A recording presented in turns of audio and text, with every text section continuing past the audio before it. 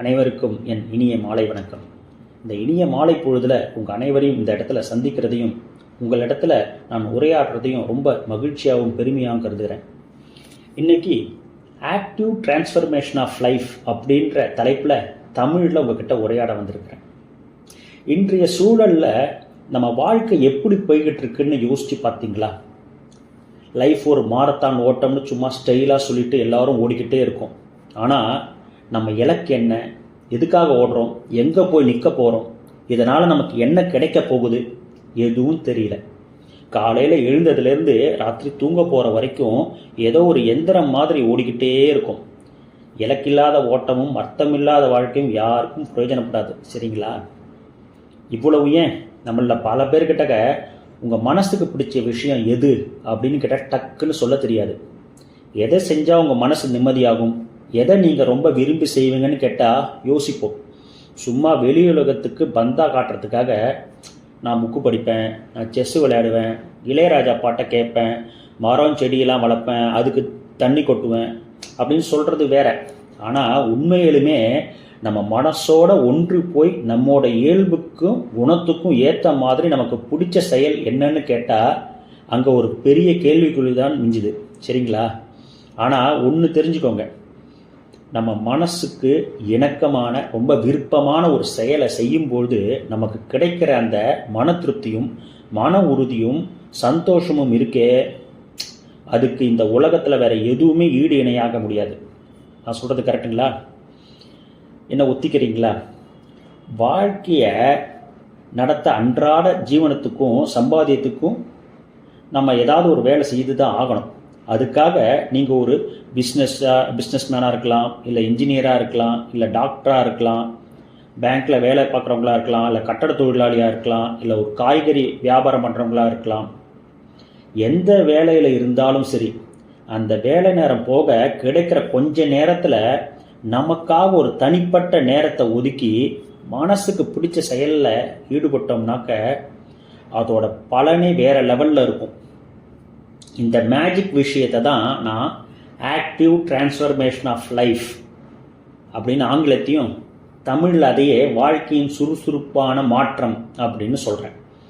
இந்த ஆக்டிவ் டிரான்ஸ்ஃபர்மேஷனை நம்ம வாழ்க்கையில் ஒரு முறை ட்ரிகர் பண்ணிட்டோம்னு வச்சுக்கோங்க, அப்புறம் நம்ம செய்கிற ஒவ்வொரு சின்ன விஷயத்துலேயும் வெற்றியோட லெவல் வேறு மாதிரி இருக்கும். அங்கே நம்ம தான் நம்பர் 1 இருப்போம். அதோடு ரொம்ப முக்கியம், நாம் நிஜமாகவே ஒரு சந்தோஷமான வாழ்க்கையை வாழ ஆரம்பிச்சிருவோம். தினமும் ராத்திரி படுத்த உடனே எத்தனை பேருக்கு நிம்மதியாக தூக்கம் வருது? உண்மையை சொல்லுங்கள். தூக்கத்தை தொலைச்சிட்டு தவிக்கிறவங்க தான் அதிகம். என்ன காரணம்? நம்ம மனசுக்கும் நம்ம செய்கிற வேலைக்கும் நடுவில் இருக்கிற இடைவெளி ரொம்ப பெருசு. மனசுக்கு பிடிச்சது ஒன்றா இருக்கும், ஆனால் பழைப்புக்காக செய்கிற வேலை வேறையாக இருக்கும். அந்த மன அழுத்தத்தோட வெளிப்பாடு தான் ராத்திரி படுத்தா ஒரு ஆழ்ந்த உறக்கம் வராமல் தவிச்சுக்கிட்டு இருக்கோம் நம்ம. ஆனால் இந்த ஆக்டிவ் டிரான்ஸ்ஃபர்மேஷனை உங்கள் லைஃப்பில் கொண்டு வரப்போ நிச்சயமாக ஒரு பெரிய மாற்றம் வரும்.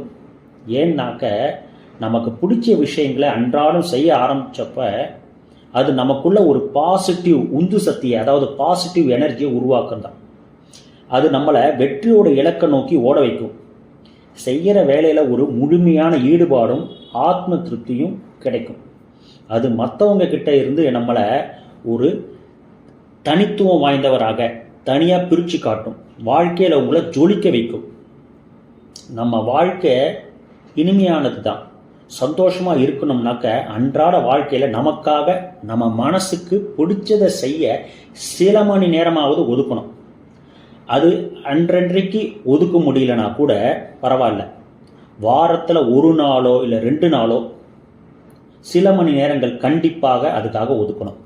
அந்த நேரத்தில் உங்களுக்கு பிடிச்ச மாதிரி உங்களுக்கு மனசுக்கு எது பிடிக்குதோ அதை நீங்கள் செய்யலாம். அது ஓவியம் வரைகிறதோ, இல்லை பாட்டு பாடுறதோ, இல்லை செடி வளர்க்குறதோ, எதுவாக வேணால் இருக்கலாம். அதை செய்து பாருங்கள். மனசு அப்படியே லேசாக சந்தோஷமாக மாறும், ரொம்ப லைட்டாகிடும் மனசு. இன்னொரு வேதனையான அதே சமயம் கொஞ்சம் யோசிக்க வேண்டிய விஷயம் என்ன தெரியுமா? இன்னைக்கு பல பேருக்கு தங்களுடைய ப்ளஸ்ஸு மைனஸ் என்னன்னே தெரியாது. தாங்க எதில் திறமையானவர்கள்னு ஒரு புரிதலே இல்லாமல் இருக்காங்க. முன்னாடி ஒரு பழைய பாட்டில் மக்கள் திலகம் எம்ஜிஆர் பாடின ஒரு அருமையான பாட்டு இருக்கு. அது எனக்கு ஞாபகத்துக்கு வருது. உன்னை அறிந்தால் நீ உன்னை அறிந்தால் உலகத்தில் போராடலாம், உயர்ந்தாலும் தாழ்ந்தாலும் தலை வணங்காமல் நீ வாழலாம். என்ன ஒரு அருமையான பாட்டு, தத்துவமிக்க பாட்டு, காலத்தால் அழியாத பாட்டு அது. அந்த பாட்டில் வர மாதிரி வாழ்க்கையில் ஒரு வெற்றியாளராக வரணும், முக்கியமாக ஒரு சந்தோஷமான யதார்த்தமான மனிதனாக வாழணும்னாக்க அதுக்கு அடிப்படையான விஷயம் நம்ம எதில் கை தேர்ந்தவங்க, நம்மளோட ப்ளஸ் பாயிண்ட் என்ன, நாம் முதல்ல கண்டறியணும். அந்த தனித்திறமைகளை, அதாவது அந்த யூனிக் டேலண்ட்ஸை வளர்த்துக்கிட்டே வந்தோம்னாக்க நிச்சயமாக இந்த உலகத்தில் நம்ம தனித்துவரான ஒரு நபராக வலம் வரலாம், ஒரு சிறந்த வெற்றியாளராக மனநிறைவோடு வாழ முடியும்.